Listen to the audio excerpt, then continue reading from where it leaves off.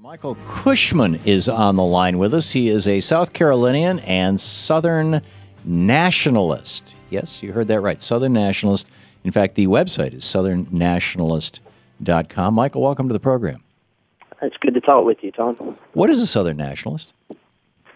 Well, a Southern nationalist is like a nationalist of any other people on this planet. So we want the best for our people, and we just want to see our people survive. We want the well-being of our people and ultimately the independence. Who is, first of all, who are your people? Do you mean all the residents of the South? Do you mean all the residents of a particular state? Do you mean some of the, who are your people? Well, I'm a South Carolinian, and my family has lived in South Carolina since the early 1700s. Mm-hmm. That's common among the native people here of the South, the people who built the civilization here. But more broadly, we're just talking about the Southern people in general. Right. So are you talking about Southern white people? I am white, and I'm not. I'm certainly not ashamed of that. I definitely want the best for my race as well. But this is, I really see it as something that would ultimately benefit all of the people of the South. So if South Carolina were to secede from the Union, or if all of the old Confederate states were to secede and become a separate nation, what would you do with the black people, the Asians, the Hispanics, the people of mixed race? I mean, these are people who, when your ancestors first settled that territory, were slaves or outcasts. What would you do with them? Well, Tom, I'm not a politician. I don't I don't seek to do anything with anyone. This is not about oppressing anyone. It's not about taking anyone's rights away. Well, are they welcome to stay in the South? I'm sorry? Are they welcome to stay in the South? Sure. I mean, the southern states have all passed stricter immigration laws, and those laws, if we were free from the federal government, federal judges would not be able to just throw out those laws arbitrarily the way they have done over the last several years.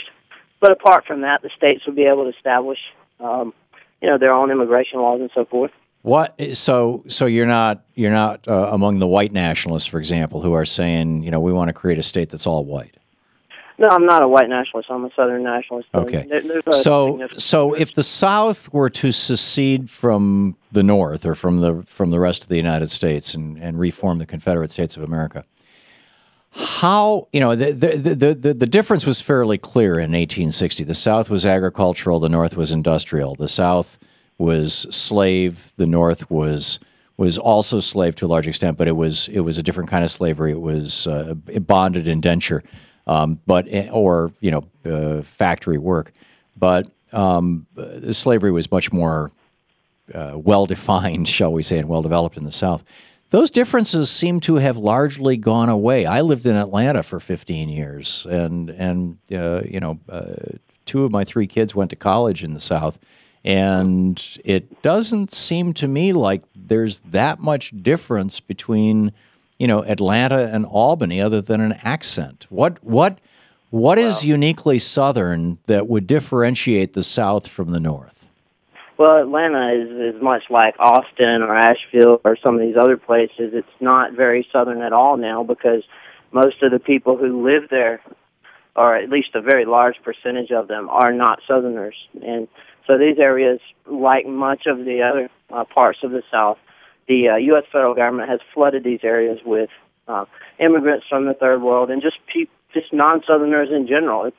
Immigrants from the Third World, people who are. I'm a white guy. I was flooded in there. Well, also transplants as well, northern transplants. So what are you going to do about that? Well, if the Spanish government flooded Catalonia, for example, which is now trying to secede from Spain.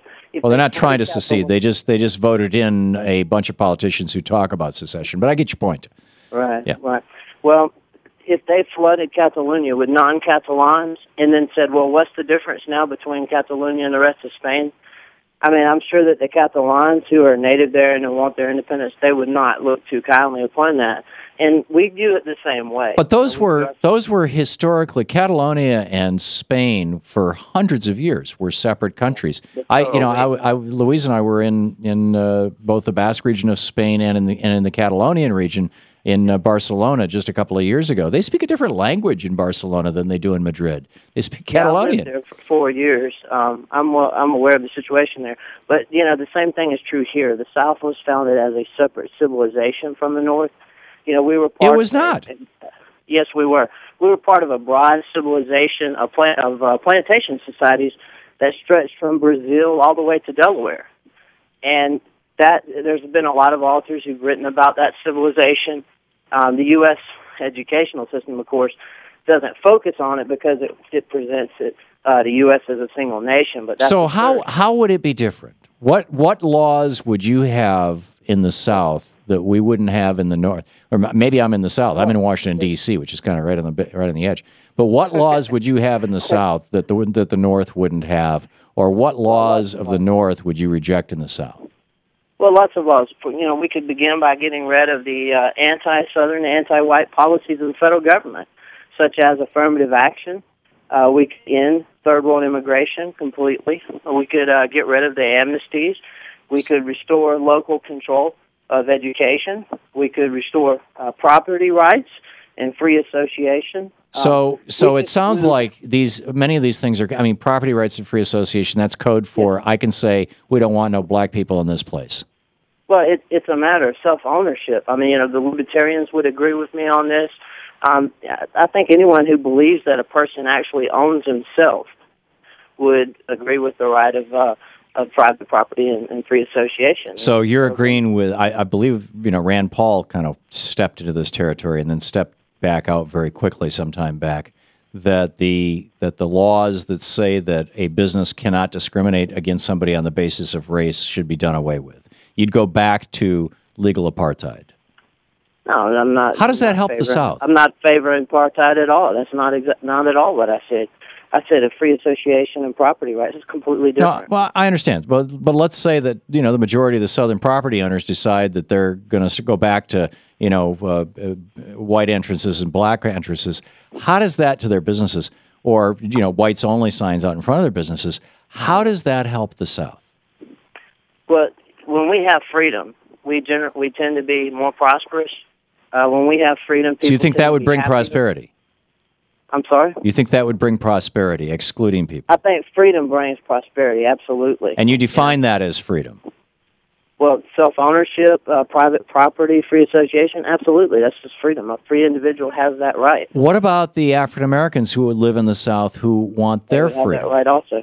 They would have that right as well. They would also own themselves. I'm not talking about oppressing anybody. I'm talking about expanding freedom. But you're saying that businesses should be able to say, based on the color of your skin, no, you can't come in here. By the way, you have the right, you have the freedom to start your own business where you can keep me out. Is that what you're saying, essentially? Well, businesses should have I as a business owner, if I own a business, I should be able to allow who I want in my business. Now, it's, of course, not in my economic interest to start denying groups of people entry. I'll lose business. So, the economic argument would be against me. But, this is actually a minor part of the whole Well, I asked you what the difference would be between the North and the South, and it seemed like most of the things that you listed go back to race, affirmative action, property, most of those, some of those first things could possibly relate to race, but, of course, you took the racial angle rather than the pro-liberty angle. But there's also the matter of, a lot of us are tired of supporting the 1,000 U.S. federal military bases around the planet. Well, I'm with you on that. Yeah, I'm with you on that. Lower taxes and all sorts of other things. Okay, Michael Cushman. I just find this whole worldview fascinating. Michael Cushman, South Carolinian, Southern Nationalist, southernnationalist.com is the website. Thank you for being with us.